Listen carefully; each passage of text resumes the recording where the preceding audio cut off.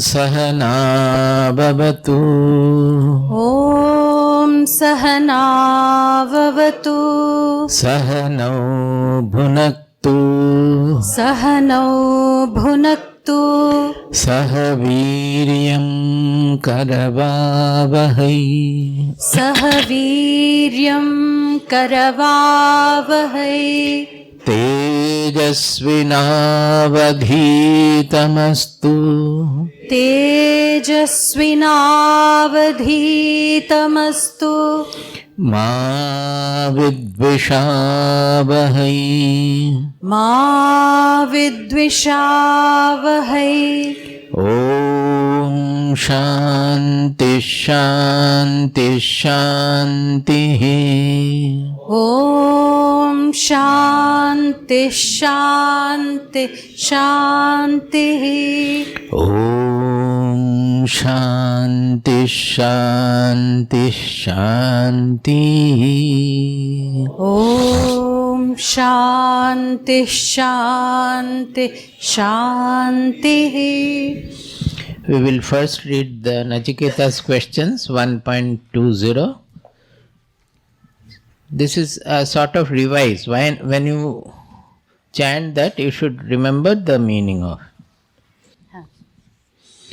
Yeyam prete vichikitsa manushye.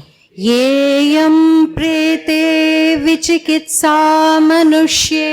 Asti tyeke nayam asti chaike. Asti tyeke nayam asti chaike.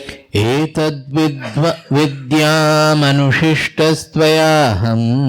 Etadvidyam anushishtastvayaham. Varanameshavarastrutiyaha. Varanameshavarastrutiyaha. Move to 1.26 Nachiketa statement.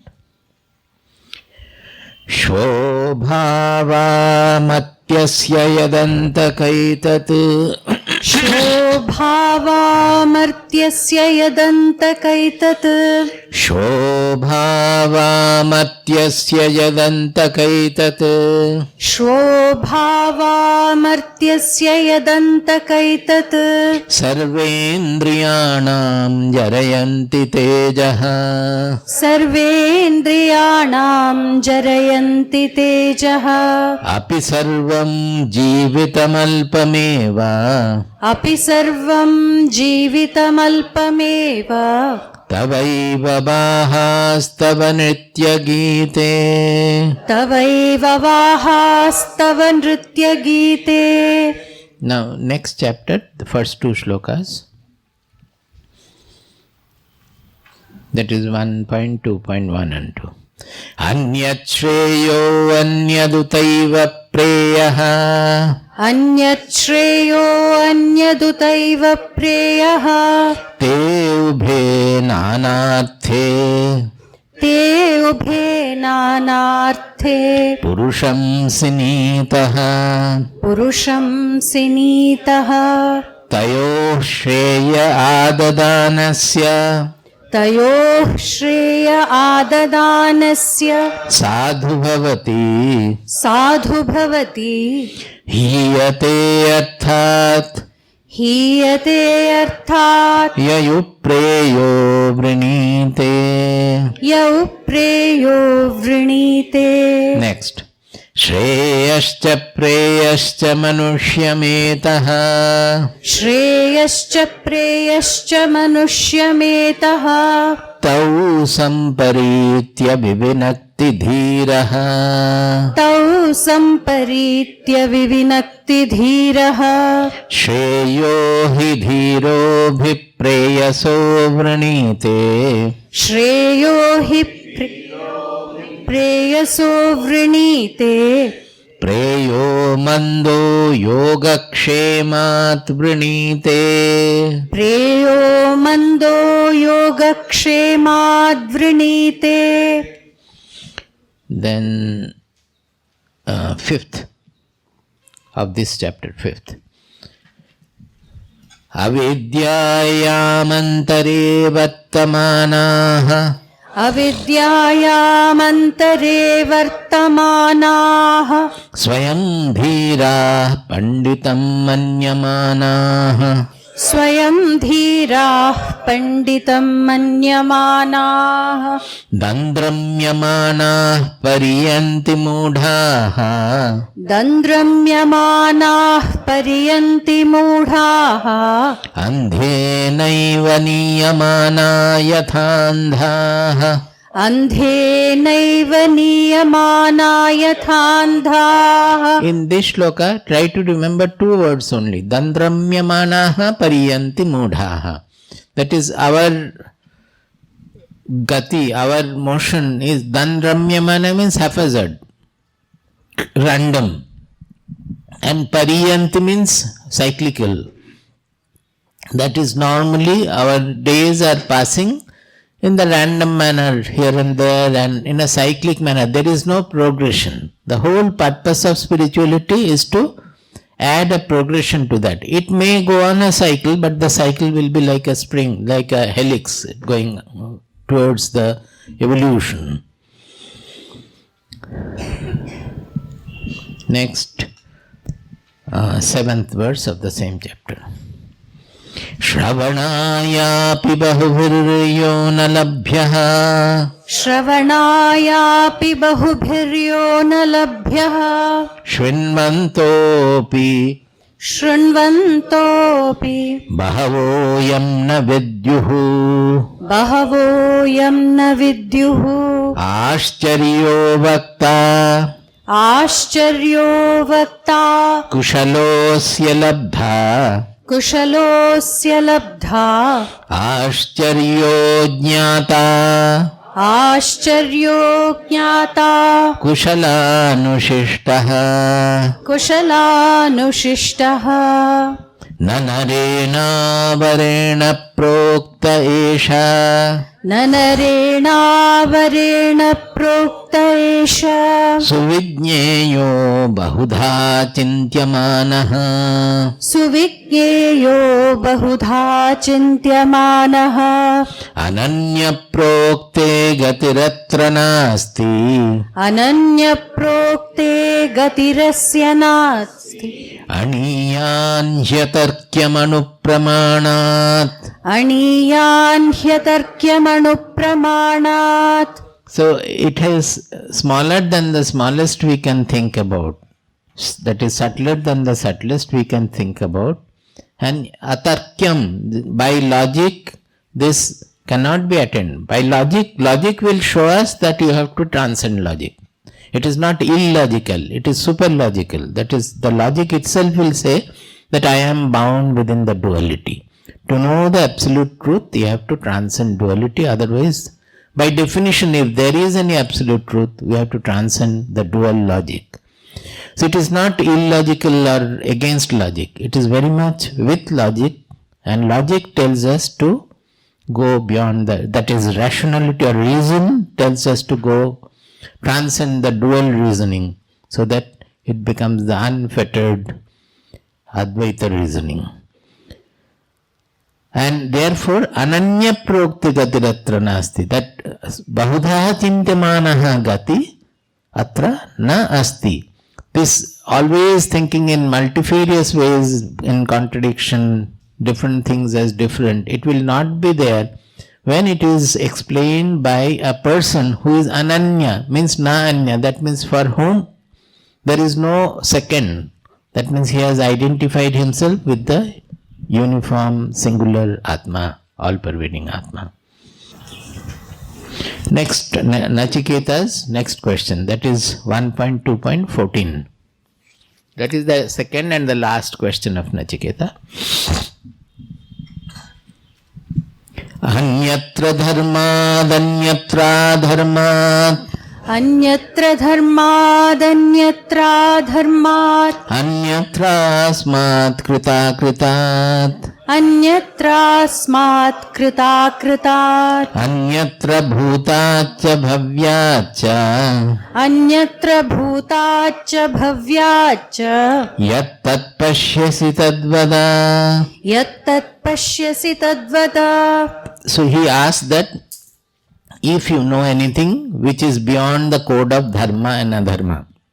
Dharma and adharma is also a duality. Jnana, ajnana is also a duality. Jnana will remove the ajnana, and then when both of them are dropped, then the truth remains. What we are, we remain.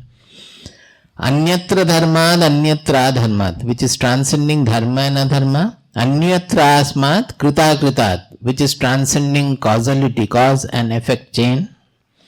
And which is transcending the time, bhutacha bhavyacha, transcending past and future.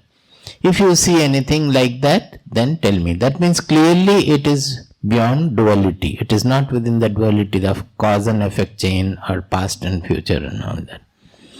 Then from the 15th verse, the discourse starts really speaking.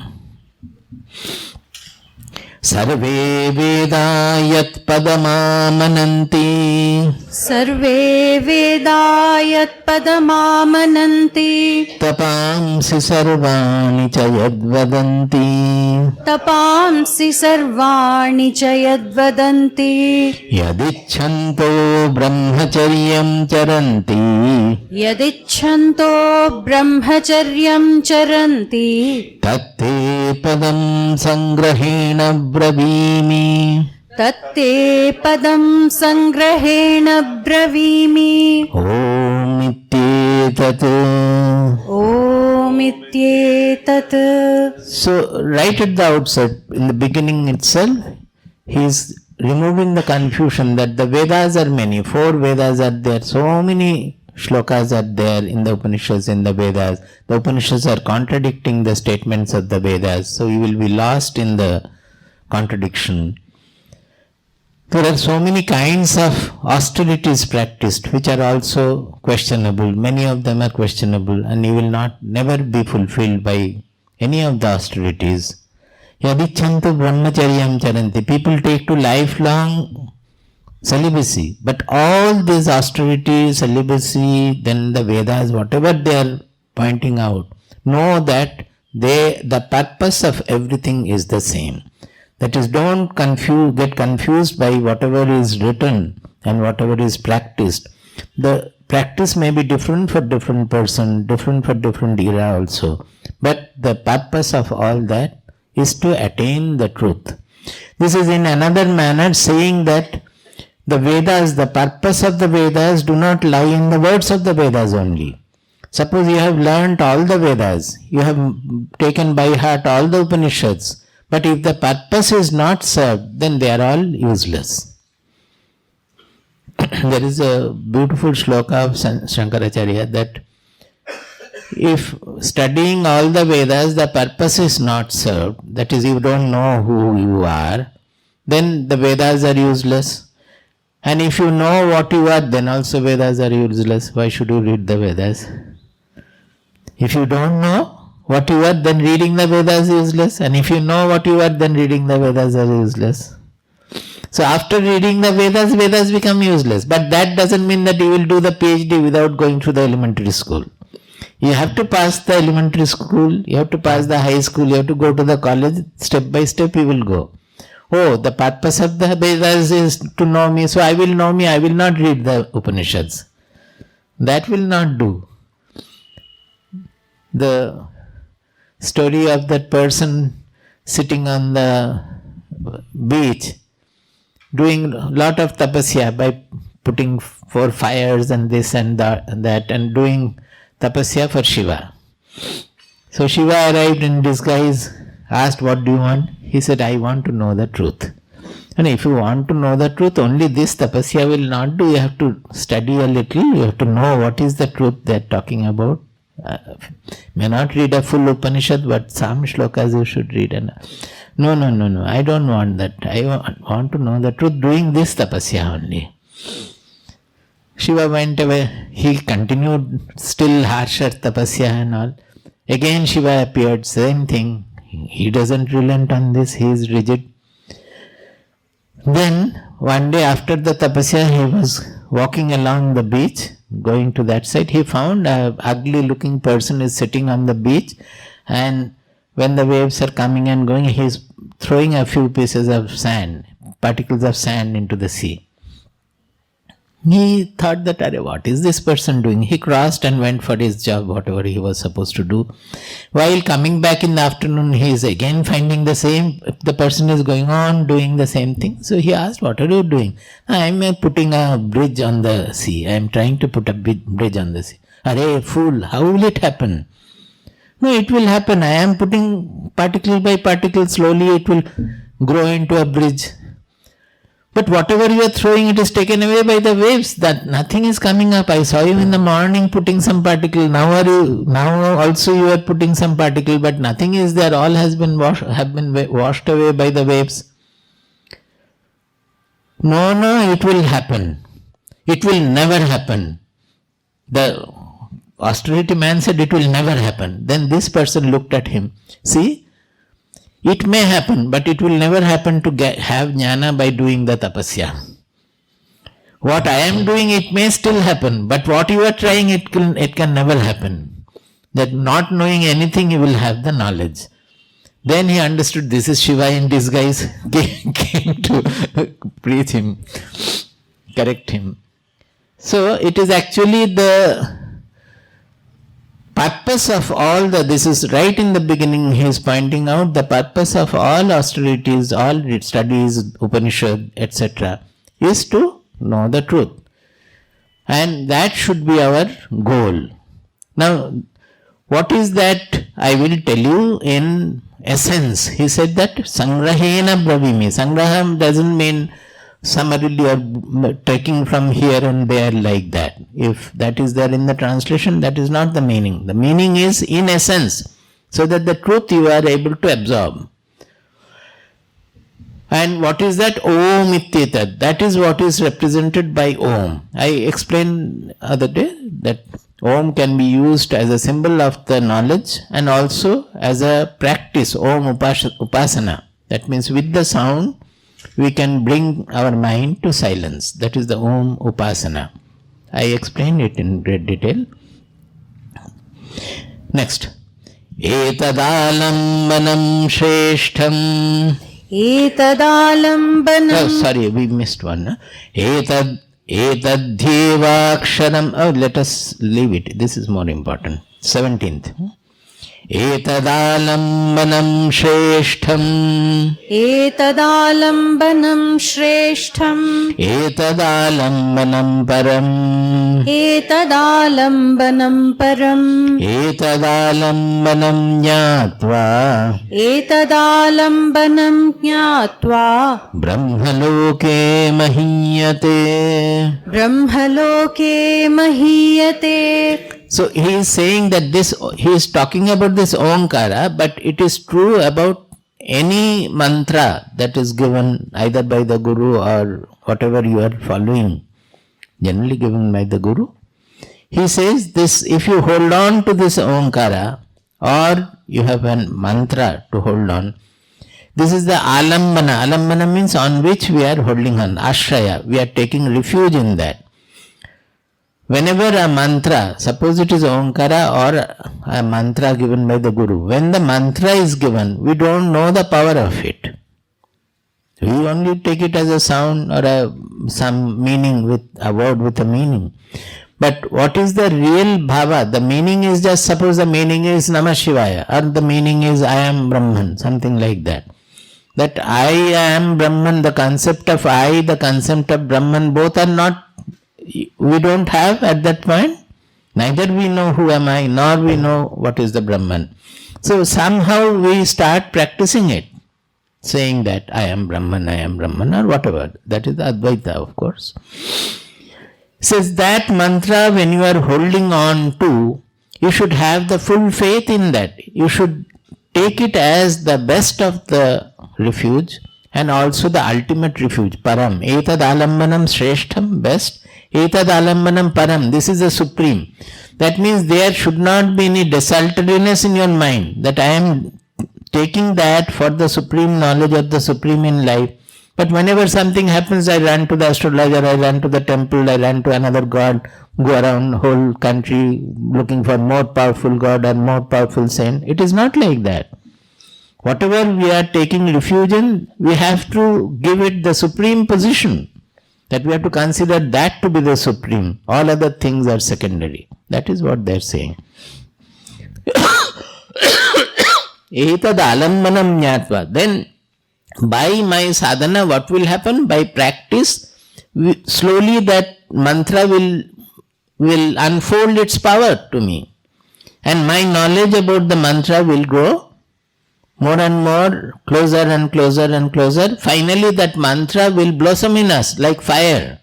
We will know the power instituted by the mantra. That is the jnatva. Etad alambanam jnatva.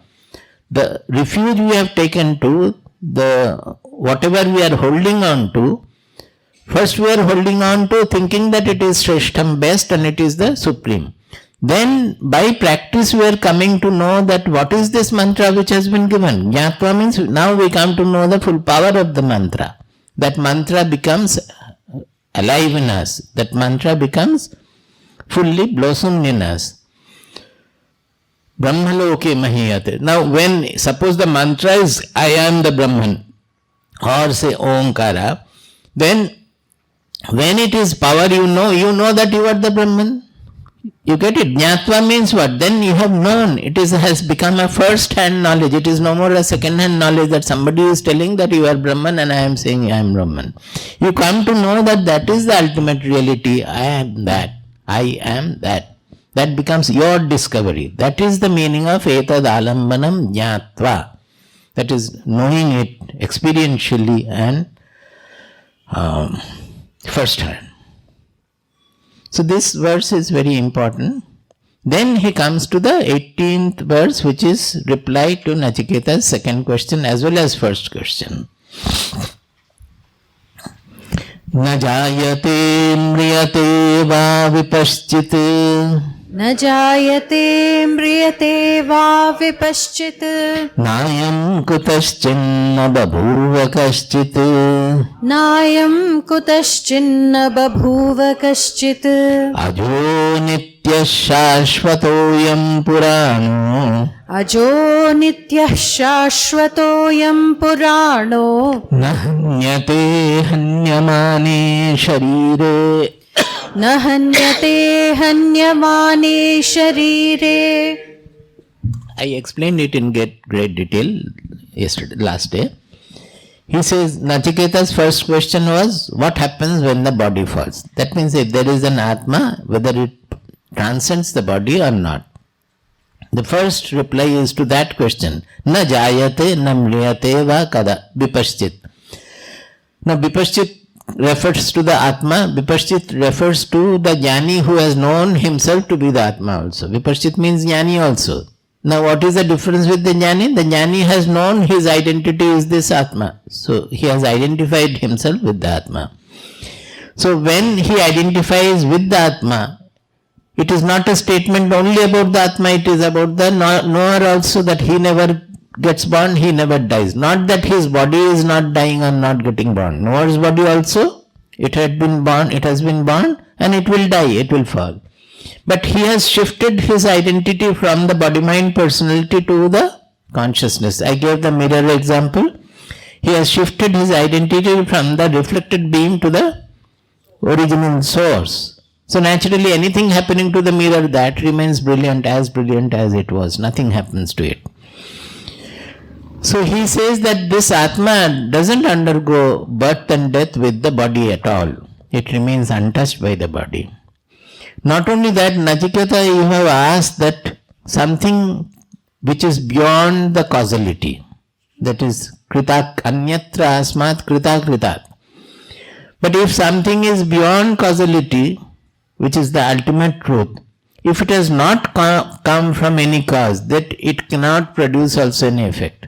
Because the moment you say that it is causeless, suppose Brahma, he is causeless cause, if you say, then Brahma cannot create the world also. Then again you are relating Brahma by causality to the world. The question will be there, who has caused, who has created Brahma? Do you understand this? It's a little subtle, but this is the real clarity here. If the first, which is not cause, actually it is not a thing, it is not in the objectude. In the objective world, everything is under causality. You cannot find. It is a cycle, it is going on, time and cause and effect, they are all cycled together. You cannot find any absolute truth there. But only other entity which we can know is the consciousness which is knowing this objective world.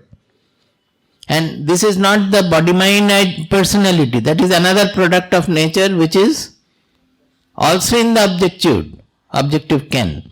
So the consciousness in which the whole universe which contains our body-mind personality is appearing in that consciousness. That is only beyond the object level. You cannot know ever the consciousness as different from you. It can be known only as the amness in us. It can never be known, oh, I have seen the consciousness or I have seen the Atma. No. That Atma is not subject. If Atma is something which goes from here and there, then that is not the spiritual Atma. That is the Atma for science to discover. It is an objective Atma which is moving, which is passing from here to here. It is not all-pervading. Even Atma saying all-pervading is wrong. The all is appearing in the Atma. It is not that a material space can be all-pervading or air can be all-pervading to some extent or the electromagnetic field can be all-pervading to some extent. It is not like that. It is not in the objective field.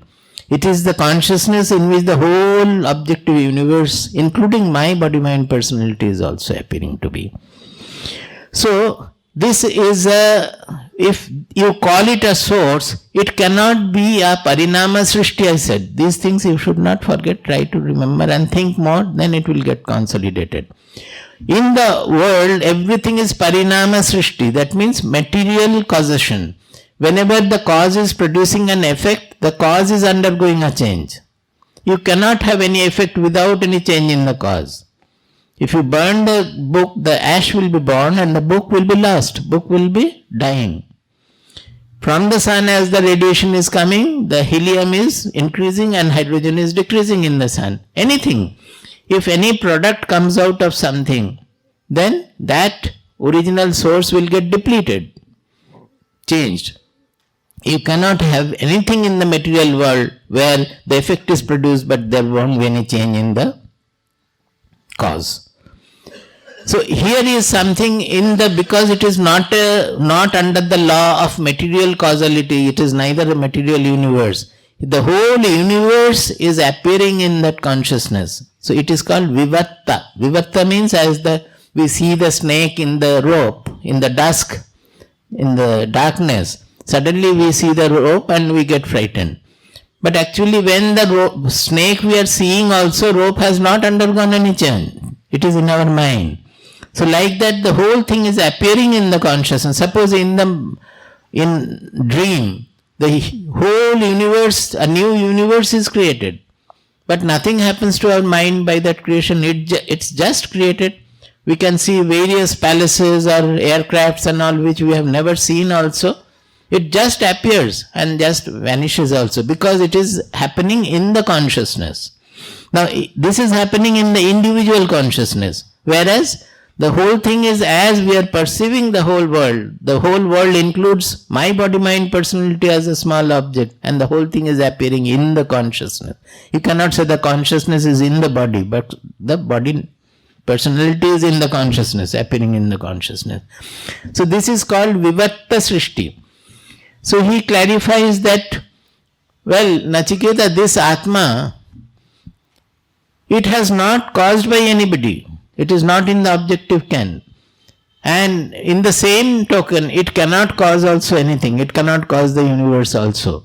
So the ultimate cause or ultimate truth is there. That cannot be the cause, the material cause of the universe. So it says that the material cause, if you go into the absolute level, it is not a parinama srishti or a material cause at all. You can maximum call it the substratum of the whole universe appearing to be.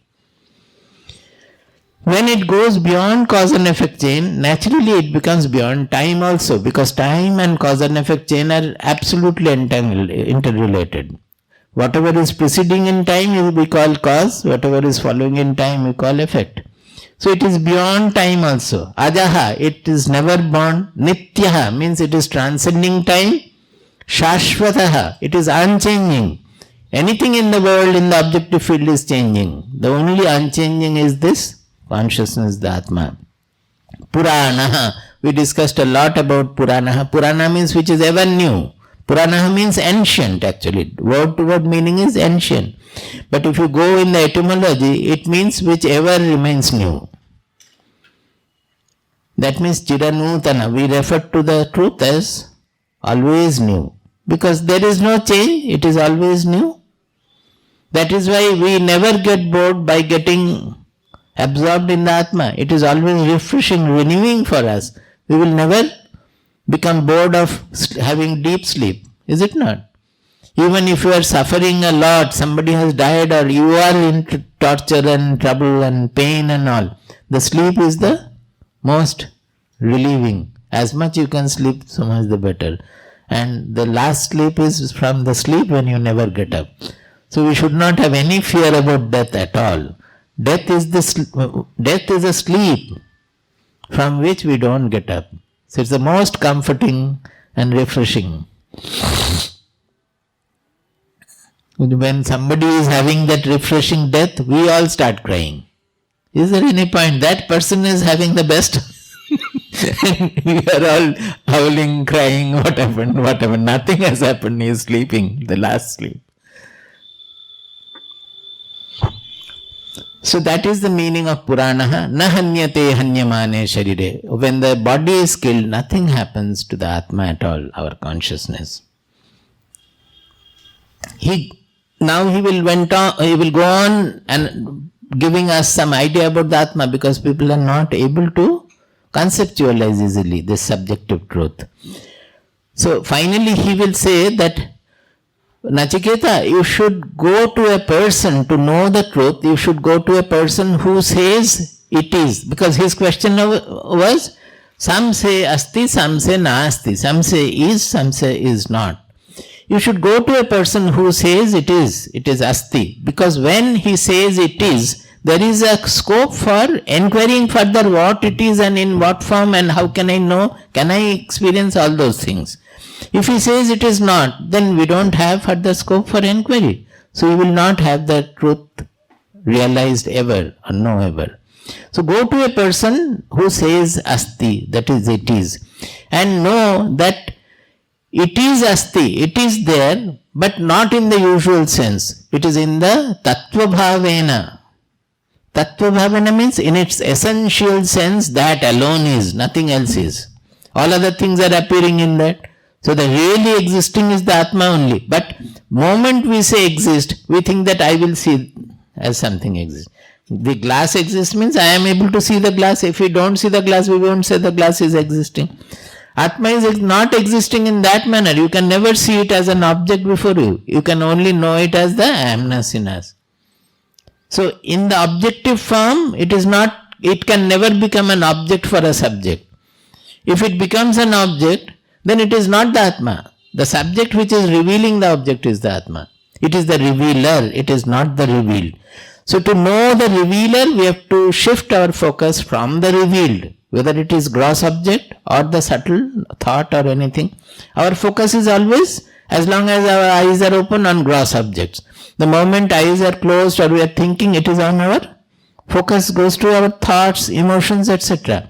But all those thoughts, emotions as well as the gross world is revealed by the consciousness. Without the consciousness we cannot know. But our focus is always on the small things, what is revealed. So we miss the revealer. That is the meaning of tattva bhavena. It is asti in its essential sense. Now he goes on giving further elaboration on this. To show us the contradictions is to take us beyond the transcendental truth. So he will give lot of contradictions. We go to 1.20. Some shlokas we will read, all are mostly the same thing, but each can be explained in a brilliant manner also, but we don't have time to do that. Anoraniyan mahato mahiyan. Anoraniyan mahato mahiyan. It is actually Anoho Aniyan. Anoho is Shashti. Anoho Aniyan. No, it is Panchami. Compared to the Anu, it is Aniyan, comparative statement. That means compared to the smallest thing, it is still smaller, or subtlest thing, it is still subtler. Anu is the subtle atom, so called. Anu se bhi Aniyan hai. Anoraniyan mahato mahiyan. Anoraniyan mahato mahiyan. It is smaller than the smallest, subtler than the subtlest, and greater than the greatest also. Atmasya jantor nihito guhayam. Atmasya jantor nihito guhayam. Tamakratuh pashyati vita shoko. Tamah kratuh pashyati vita shoko. Dhatu prasadan mahimanamatmanah. Dhatu prasadan mahimanamaatmanah. Anoraniyan mahato mahiyan. Anoraniyan mahato mahiyan. Atmasya jantor nihito guhayam. Atmasya jantor nihito guhayam. Tamakratuh pashyati vita shoko. Tamakratuh pashyati vita shoko. Dhatu prasadan mahimanamatmanah. Dhatu prasadan mahimanamaatmanah. He says it is subtler or smaller than the smallest or subtlest, and it is greater than the greatest. So naturally, we don't know what is that, it's a contradictory statement. He says it is so, it is greater than the greatest, but to know it, you don't have to run to the end of the universe or anywhere in the world at all. We cannot know it even at the wall there. We have to know it only within us. So it is asya jantoho. Jantu means we are also jantu, any being. Asya jantoho nihitaha, guhayam nihitaha. Atma. That Atma, it is in the being, it is seated in the cavern. That Hrid Guha. Guha we say, because we say that it is Hrid Guha, we can say it is Buddhi Guha also. Guha means cave, cavern. Why it is called Hrid Guha or Buddhi Guha? Because Hridaya is our, whenever we are expressing, we have the emotional center of our being. That is, we say, who has done it? I. Don't we say? That emotional center of our being, that I-ness in us, it is in our Hridaya, in our Hrid Guha. Similarly, it is in our Buddhi Guha also. Suppose you find out through analysis, who am I? Then what do you think? You think that no, I am not the body, because body I am knowing. It is an object before me. It is something I am knowing. So I is different from that. I am not the mind also. Mind is undergoing change and all the changes are revealed to the Atma. So I am not the mind also. So I am different from the mind. Am I the intelligence? No. Intelligence was sharp yesterday, today it is dull, it is undergoing change. I am knowing the intelligence. So I am the knower of intelligence. I am not the intelligence also. In this way, if you want to find out who am I, then you go into the I. Then you will find that it is going into the Buddhi. That is, the Buddhi is the understanding, center of our understanding. Buddhi is unfolding everything. So through intelligence, when we are trying to trace who am I, it is going to the Buddhi Guha, where from the sense is coming. The other day I say the Buddhi, the base of Buddhi, the source of Buddhi is where I am revealed. I said that even if we analyze and prove that you are not there, will you accept? You will not accept. You will say that, yes, I am there. I know that I am there. Where you are knowing that I am? It is not by analysis or by the indriyas. You are not perceiving yourself with the sense organs. Neither you are inferring from your intelligence as we are inferring the atom or elementary particles or anything. So it is a direct revelation we have in our buddhi. Is it not? That is the buddhi guha where we have to discover the I. That it's a straight away revelation in the buddhi. So it is remaining clouded, covered, because we are always entangled with the multifarious world, variety. So the buddhi is not clearly coming out with that amness which is directly felt there. You get my point? That is what I was just now saying also, that when we withdraw from the world, from everything, including our own egoistic identity also is forgotten, then the buddhi reveals it. That is the revelation taking place in the buddhi. So this Atma is always, we say, hidden in the buddhi guha. Similarly, it is hidden in the hrid guha also, that I, the emotionally when we are saying, that is the hrid guha. Actually both are same, there is no difference. So we refer to as guha. Guhayam nihitaha means as if it has been placed in a cavern which you have to discover. Actually it is not so. We are discovering, who is discovering it? That I itself. There is no cavern at all. It's just like turning the mirror towards the original. But the light is actually that light we are using to see the world. So that light you need not use for seeing himself. When you turn, actually you understand the light reveals itself. You don't have to go with the secondary beam or the torch. So he says that asya jantoho guhayam nihitaha. It is right within you, so you don't have to run around the world to find out the Atma at all. Simply sit and look within yourself and it will reveal, provided your seeking is undesultory, non-desultory. You are seeking only that they will come further in the shlokas. One-pointed seeking. What happens? When do we find it? He says, Tam akratuhu. This akratuhu. Kratuhu means yajna, kratuhu means Vishnu, but kratuhu means desire also. Akratuhu means one who is desireless. Tam akratuhu. Tam akratuhu, a person who is desireless. Pashyati, he sees. That jantor nihito guhayam, we are not able to see generally, but who sees? Being desireless, anybody can see it. How? Dhatu prasadat atmanaha mahimanam pashyati. If you prose order, if you change, it is akratuhu dhatu prasadat atmanaha mahimanam pashyati vitashokaha bhavati. What does he see? The mahima of the Atma. That means whatever we are seeing, that it is transcendental, it is greater than the greatest, smaller than the smallest. Then there are other shlokas, asino, duram brajati, shayano yati sarvata. All so many things about Atma we can say. It is untainted, unchanging, dukkha, sukha, it doesn't get affected by sukha, dukkha, anything at all. These are all the glories of the Atma. So, to him, the Atma's glory, the Mahimanam, Atmanaha Mahimanam Pashyati, he sees. How does he see? This is the most important. The last line is most important. Dhatu Prasadat. That means, Dhatu means the element by which we are made. This Dhatu word has come from Dharana. That means which holds our being. The basic elements which holds our being. Dhatu prasadat means when our being becomes purified. Prasada means placidity.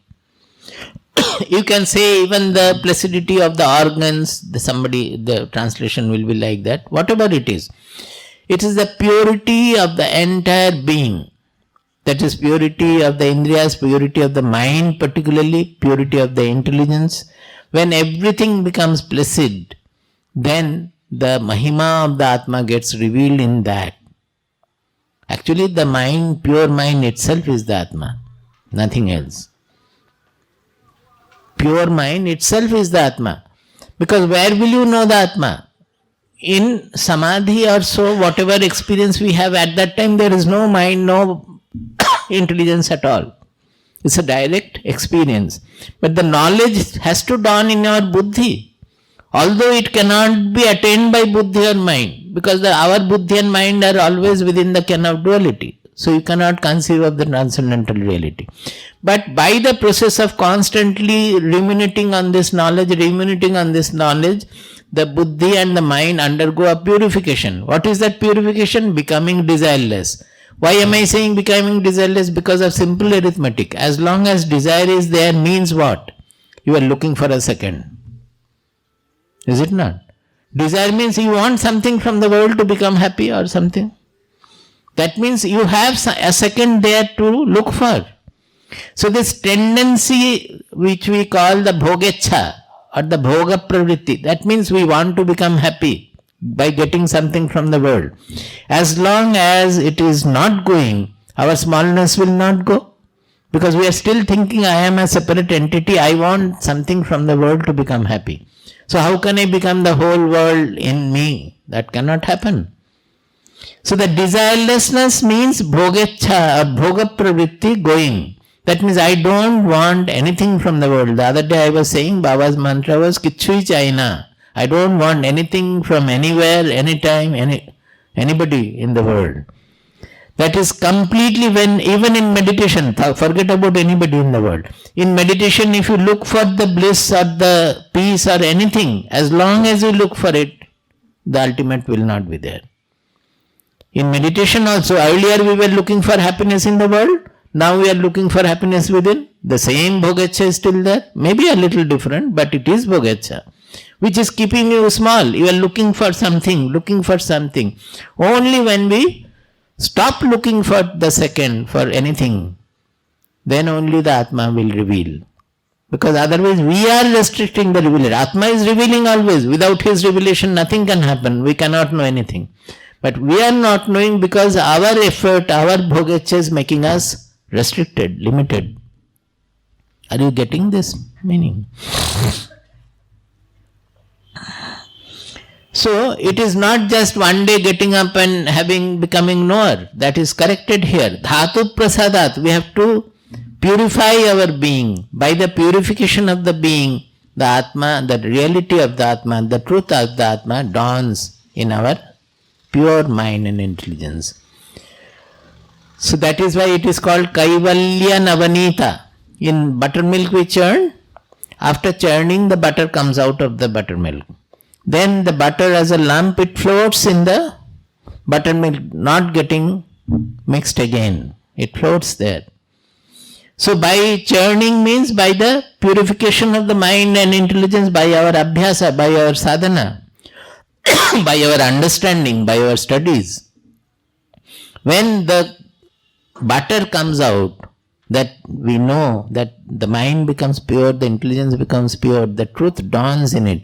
Then even if he behaves in the world, interacts in the world, nothing happens to that butter, Kaivalya Navanita. Ragadvesha viyuktaistu vishayan indriyescharan atmavashyair vidhe atma prasadam adhigacchati in Bhagavad Gita. When the ragadvesha for attraction and repulsion for the objects, it's completely gone. Then whether it is subtle object or gross object doesn't matter. Then he attains the prasada. So here prasada is used, dhatu prasadat. That means all the elements, mind, intelligence, the five sense organs, everything. By the placidity of them, by the serenity of them, the mahima of the Atma, the truth of the Atma dawns. He sees means not with the eyes he sees, but it dawns in him. Once more let us chant it. And he becomes Vita Shokaha. This I missed. Pashyati Vita Shokaha Bhavati. He becomes freed of grief. This is very important. This purity, that by that he will become free of grief. That is why when Narada met Sanat Kumara and wanted instruction from Narada wanted instruction from Sanat Kumara, because Sanat Kumara were very young, but knowing the truth, knower of truth. So Narada asked some Upadesha. Sanat Kumara said that to give you something I must know what you know. First of all, tell me what you know. Then there is a full paragraph. He knew everything, all the 4 Vedas, the 6 Vedangas, then Sarpa Vidya, black magic, white magic, everything on earth. Everything Narada knew. But giving the list of whatever he knew, saying, finally he says that mantra vidohamasmi natu atmavid. All the mantras I have known. That is, in words I know all the Vedas, I know the Vedangas, everything I know. But I am not an atmavid. I don't know who am I. Mantra vidohamasmi natu atmavid. But I have heard from the rishis that tarati shokam atmavid. How are you saying that you don't know the Atma? You don't know who you are? Because I have heard that an Atmavid will not have grief. So I have grief, I am suffering from grief. So I have not known the Atma, you give me Upadesha. Then Sanat Kumara starts. It's called Narada Sanat Kumara Samvada, the conversation between them. Because the grief comes from the separateness of us, smallness in our identity, smallness of the identity. Don't think that sorrow will not be there. A knower will have much greater sorrow. When a jnani, his disciples fight with each other, how much of pain he will have? If the disciples don't grow, they fight with each other, how much of pain a knower will have? And he is bearing all that pain all over the world, he is carrying that pain. He can carry that pain because he doesn't have the shokaha, grief. He doesn't have that constriction. Both dukkha and sukha he can carry without getting affected by them. But dukkha is there. Otherwise, sukha dukkhe samekritva, what is the meaning? If you don't have sukha and dukkha, then where is the samatva coming in? You are becoming like a stone. Because you have sukha and have dukkha, the question of being equal in that is coming up. People often say that he will not have, even translation also will be, he will not have sukha and dukkha. How can it be? Then what is the meaning of being equal to sukha and dukkha? He will become a stone. He will have much more of sukha, much more of dukkha. Yesterday I showed to the children that the waves, when the depth is more, in the sea depth, 14 kilometers is the depth of Pacific Ocean, maximum depth. There, even if it is a 10-meter wave or even 20-meter wave also, it is just the surface of the entire sea. So it depends on to what depth our mind is. Even with larger waves, whereas in a shallow tray, even a 2 centimeter wave will be spilling off and the whole water body will be disturbed. Is it not? Kal the na, so nahi the. So he will be able to contain much higher, greater dimension of dukkha, sukha, everything. In Yoga Vasishtha it is said, he becomes a Mahakatta, Mahabhokta. Mahakatta means a great performer, a great enjoyer and great sufferer. Both. Suffering also is an enjoyment. But he will not have grief. Shoka will not be there. Depression will not be there. Elation will not be there. He will not be elated also in sukha. So he becomes Vita Shokaha, for whom shokas have gone. So actually this Dhatu Prasada comes from the elimination of Raga and Dvesha. Likes and dislikes will be there. Without that nobody will be there. Likes means anybody will like a good person. The knower will like to have his disciples good. He will have dislike for whatever is wrong or wrongly done. But he will not cling to the likes. He will not hate or be intolerant about what he dislikes. Seeing the fate of the disciples, he will generally not run away from the ashram. He will remain in the same ashram as long as the ashram serves its purpose.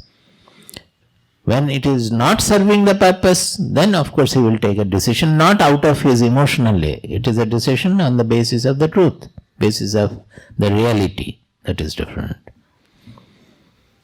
Ramakrishna Dev says about Captain and Hridaya, both, that they were always working in the cross purpose. If somebody comes, enters, some devotee, Hridaya will say that, where are you going? He is a mad person. Come, come, come. I will tell you the truth. वो लेके जाके कुछ समझा देते थे. Always working at cross purpose. Captain also was like that. So Ramakrishna Dev himself says that I did not send them away, but they had to go. I did not send them away, but they had to go. Others sent them away. Got beaten up also once. So, he becomes in sukha, dukkha, everywhere, this placidity of the mind, the dhatu prasada, it comes from dhatu prasada, by the elimination of the raga dvesha. The mind, intelligence, the sense organs, they all become pure. Dhatu means which holds. The whole being is held by this. So they all get purified.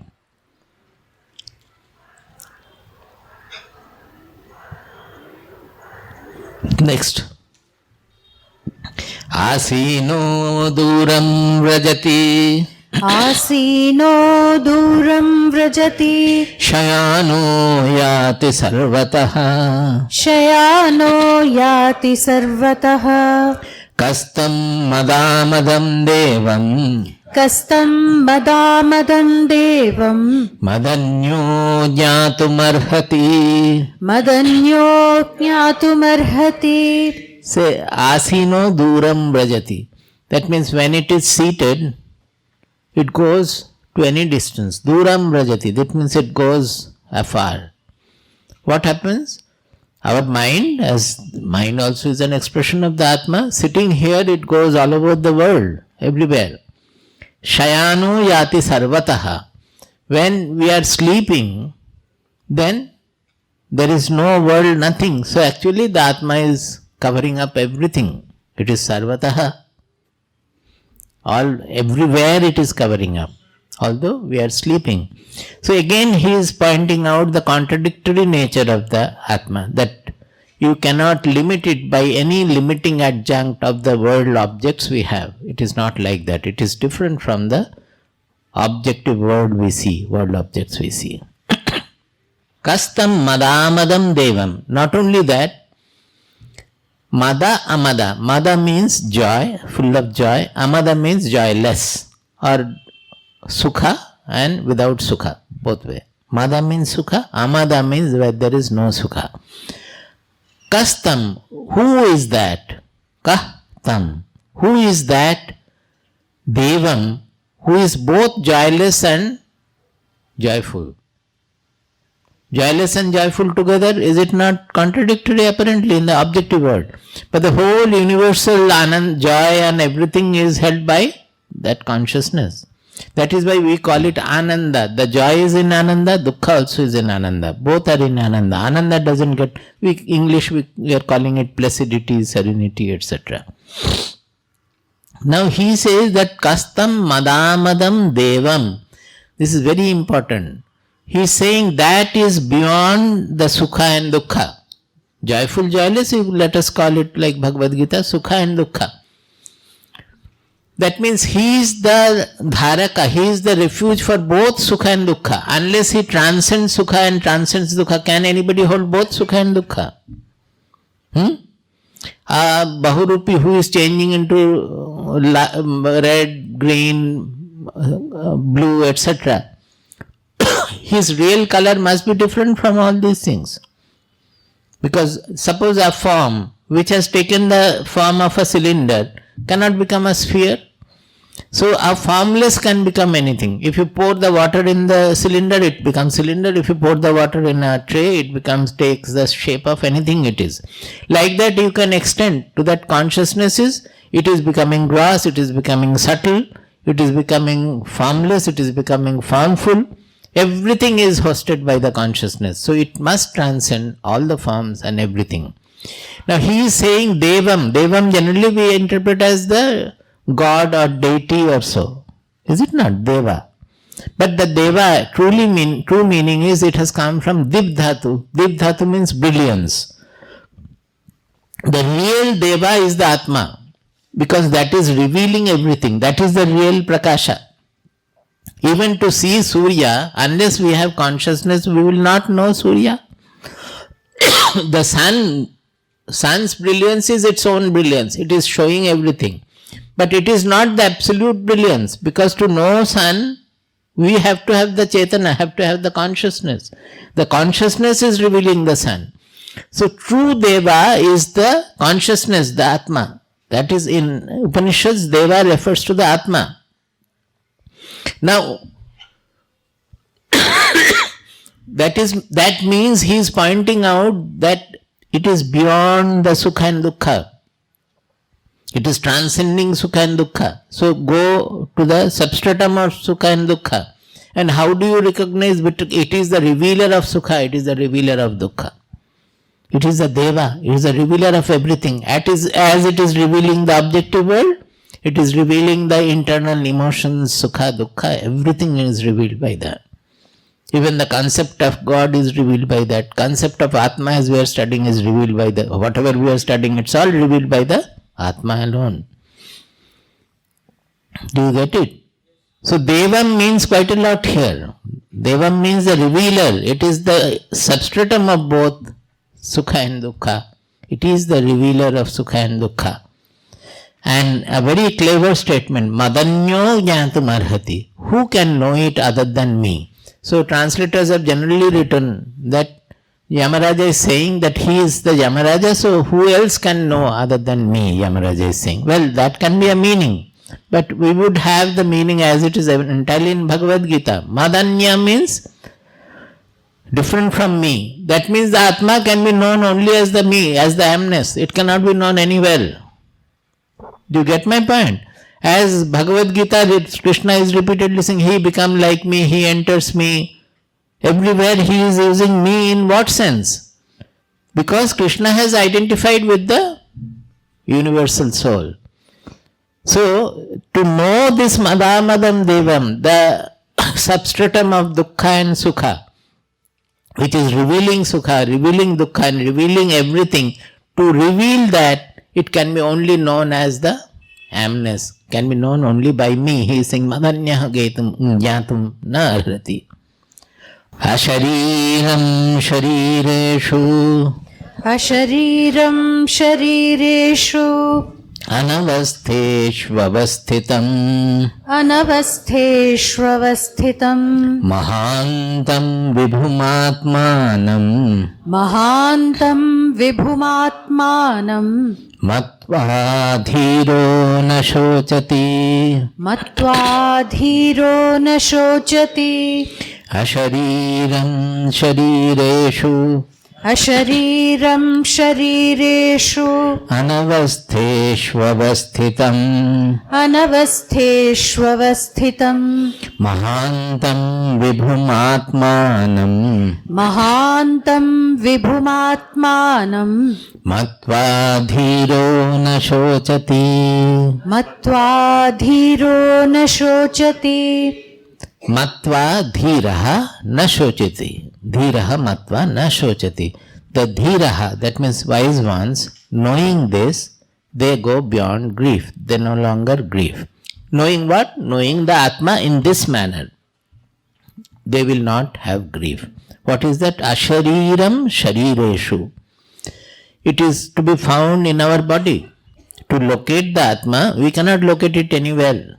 We have to look within to find out. So it is sharireshu, within the sharira. But it doesn't have any body at all. Not only that, it is not limited by the body also. Initially as a practice, we are looking within to find out where from that I is coming, where from that amness is coming. So we have to look within, we cannot look outside. But when looking within, finally we reach that state that I am looking at it and what I am looking at it, they get fused to each other. Do you get my point? That Atma, I am that Atma. So the final point that I and what I am looking as the Atma, that I and the Atma should get fused. So there is, at that point there is no Sharira limitation or anything at all. So looking within or looking without, nothing is there. I have got mixed with that.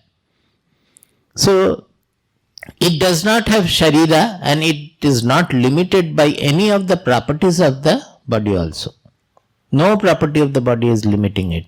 Actually the body is appearing in it. The Atma is becoming the body. The Atma is becoming bodiless. The Atma is becoming knowledge. The Atma is becoming ignorance also. The Atma is becoming nothingness also. In unconsciousness we have the zero. Nothing is there. That also Atma.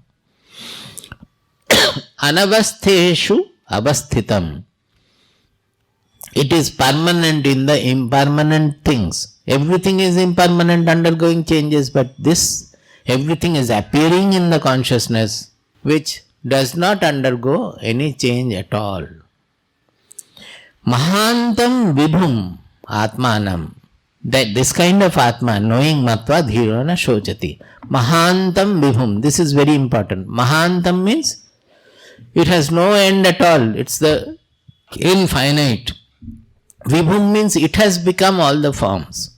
Yesterday in the students' class, I said the topic was freedom from fear and stress. So initially I did not like the topic at all. What shall I say so much about freedom and stress? There one statement can be there. More than that, what can I say? So I was thinking and thinking and thinking. Then morning when I got up, I got the clue that why the present people are so much suffering from fear and stress. Particularly the youth, others also. So the discovery was that as we are becoming more and more selfish, swarthi, selfish, we are becoming more and more stressed and fearful. Because we are giving too much importance to our life. Everything is as if centered on me. Arey, kitne din ke liye hai?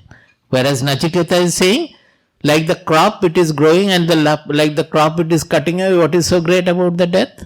Human beings are growing like the crop and also cut off like the crop. How could he say that? Because of his comprehensive Sattvika vision. Sattvika vision is all pervading, comprehensive. So we are losing that comprehensive vision because of our self-centeredness, selfishness, and that is increasing in the world. More and more we become selfish, self-centered. We are only concerned about hamara kya hoga, what will happen to me, what will happen to me. Even when the wife is dying in serving the husband is thinking that if my wife dies, who will do seva for me? अरे उनके लिए कुछ नहीं है, हम तो उनको खत्म कर रहे हैं, फिर भी सोचते हैं कि वो मर जाने से हमारा क्या होगा. इतना सेल्फिश है पूरा जगत. So it is the selfishness which is making our mind very small, our vision constricted, very, very constrained to think only about what is going to, am I going to pass the exam? Am I going to get the job? If you study properly and write whatever you know, whatever will happen, will happen. Why should you think so much about what is going to happen to me, what is going to happen to me? Even the good students, am I going to have the first rank? As if he doesn't get the first rank, the whole world is going to be inverted. So much selfish we are. They don't like their friend to become first once even. Is it not selfishness? So the culprit is there. So I told them initially that, shall I tell you the truth? Will you? Because the truth is simple. And nobody would like to work on it. But to get rid of the stress and the bhaya, fear, you have to become comprehensive. That mother's statement that if men took life less seriously, they would very soon make it more perfect. Mother means Aurobindo Ashram or Meera. If men took life less seriously, they would very soon make it more perfect. Somewhat like this, one word here and there could be, I don't know. That is, we are giving too much away. Less seriously मतलब ये नहीं है कि हम seriousness रही रहेगा. जो कुछ कर रहे हैं seriously करेंगे, वो दूसरी बात है. Less seriously means we are giving too much importance to what will happen to me, what will happen to, I want to become this, I want to become that, I want to have this, I want to have that.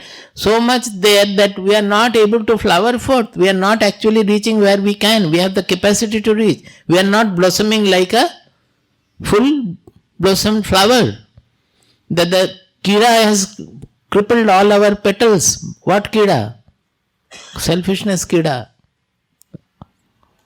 Bhaya kida. Tanav kida, stress and fear. So they are not allowing the flower which I could be to blossom forth. So unless our mind becomes broad, see, at the same time I talk about that Keshtada who was after the great flood, he was sitting there. He said that everything has gone, taken away by flood. We had very good crop, but we could not get. Before that the flood has taken away. But we will do it again, and again next time flood may come and take it away. How simply he is saying. He is not crying and committing suicide as most of the cultivators do. Nowadays suicide of the farmers have become very common. It is because of the selfishness and the constricted vision. No suffering should make us commit suicide at all. Why should it be? So it is the constricted. So he says, Mahantam vibhumatmanam matva. When we come to know that I am, Atma, who is that Atma? That is I am. So when we come to know that I am great, I am universal, I am infinite, and I have become all the forms, I am the sea, not the waves of different forms. I am the sea, that sea dimension. When we expand our mind, then na shochati, he no longer has grief about anything. Not only shochati, he will not have fear, he will not have stress, he will not have shoka. He will have very great dukkha, he will have very great sukha. Sukha, he will not be elated, he will only be what? Not happy. He will be, difficult to say.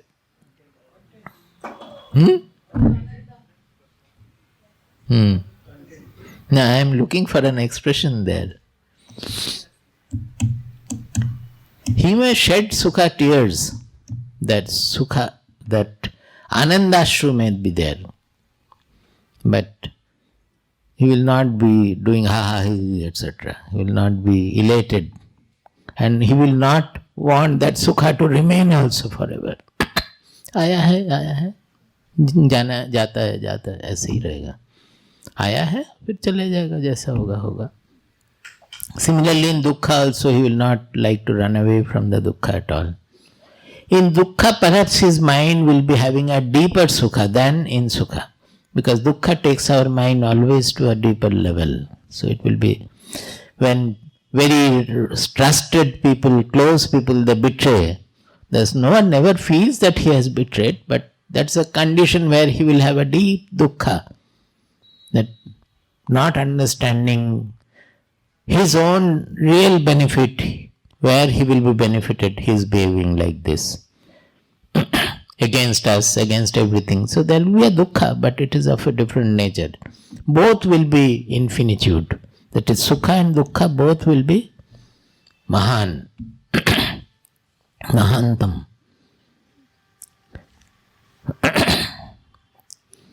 I think we will stop here or okay, this one I will read. This is the last one here.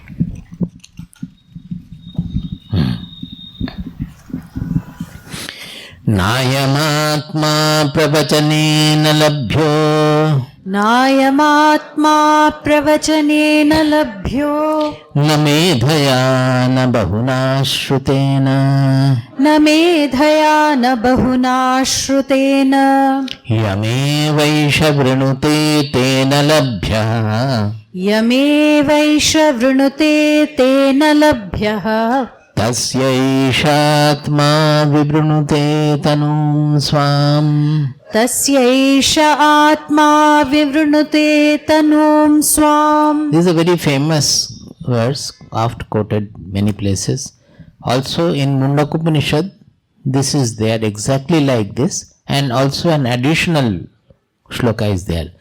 There it is, after this, second verse is Nayamatma balahinena labhyo nacha pramadat tapaso vapyalingat Etairupayai yatate yastu vidvan tasesha atma vishate brahmadhama. Because before that he has said that what is the upaya, what is the method he has discussed. So here it says, na ayam atma pravachanena labhyaha. Pravachana generally we use for such lectures, discourses. But it is not only that. Pravachana means prakishta vachana. That means going into the word meaning, etymology, everything, studying something very deeply.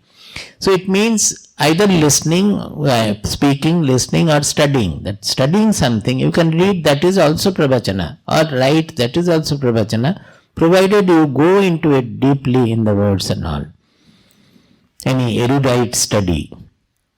Pravachanena labhyaha. This Atma cannot be had by such intensive study.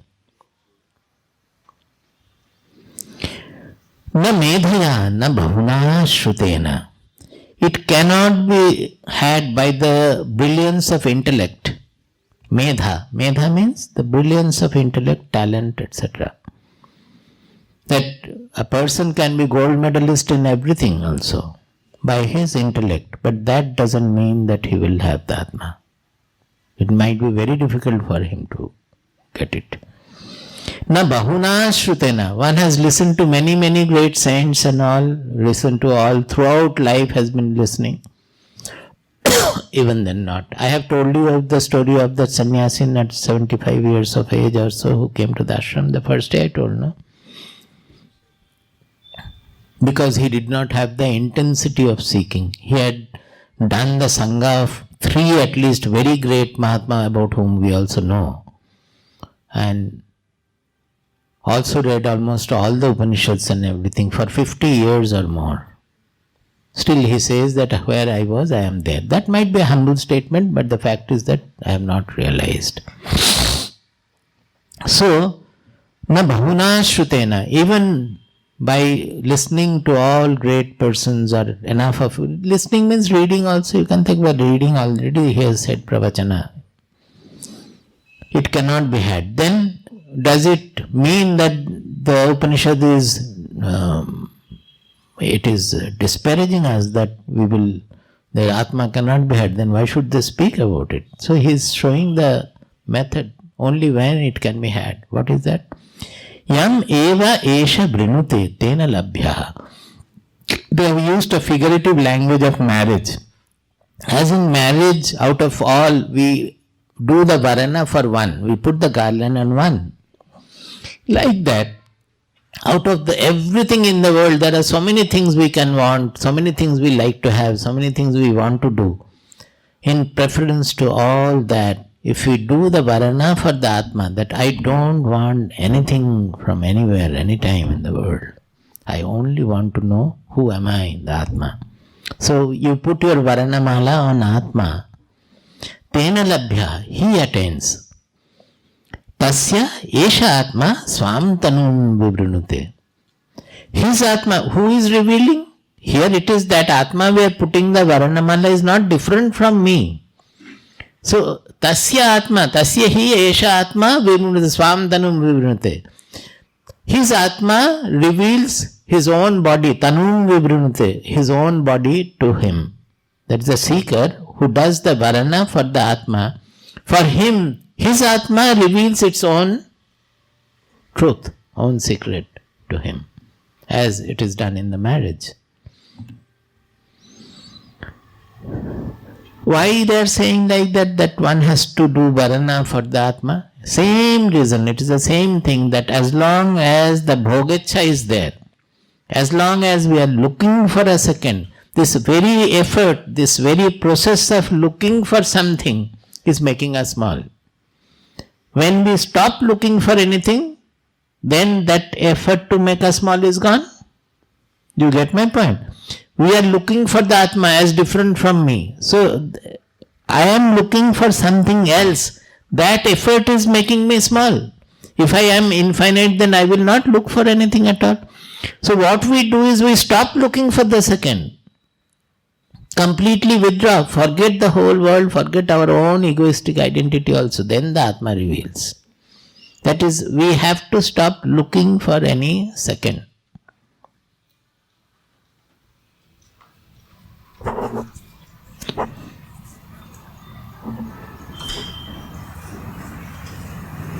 Nayamatma balahine labhyaha.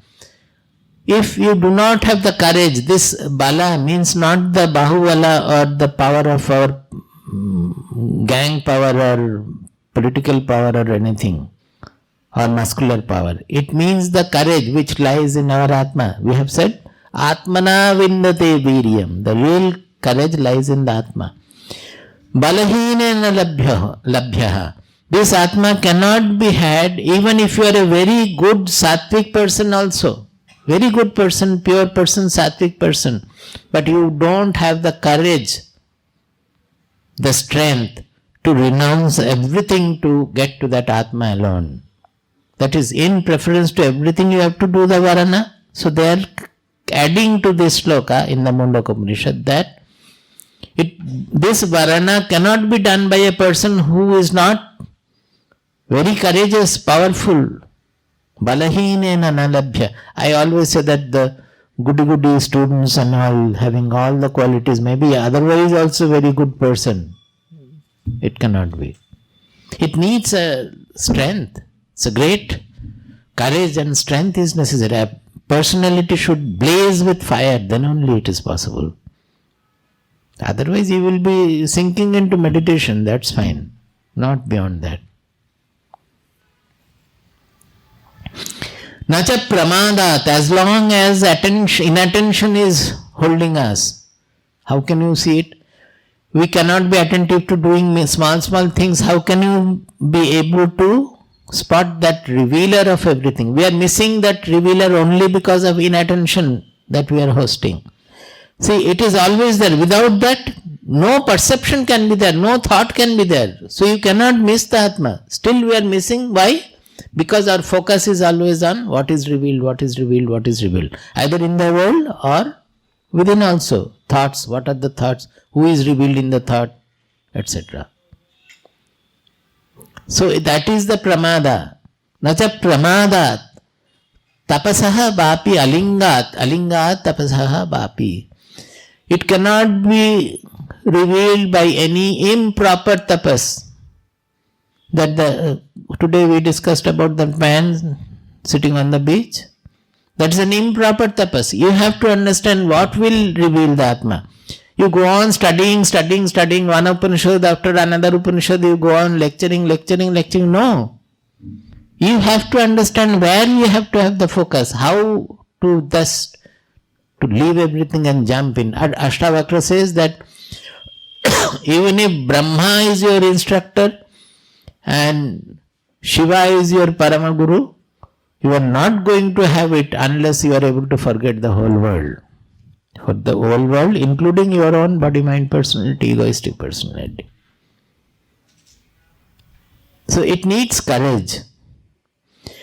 Nacha pramadat tapaso vapyalingat. Etayir yatate yastu vidvan. A person who is a vidvan, who has the knowledge, rudimentary knowledge or the theoretical knowledge, etayir yatate. Whatever Mundaka Upanishad speaks about that Dhanurgruhitva Upanishadam Mahastram and all that, who following this process, who with lot of care and attention who does, tasya esha atma vishate brahmadhama. His atma, that is whatever he is considering atma as I, that I is a small I, that enters the brahmadhama, means that becomes the Brahman. Nothing change takes place there. Now he is identifying with the smallness of the atma, then he becomes fused into the universal atma.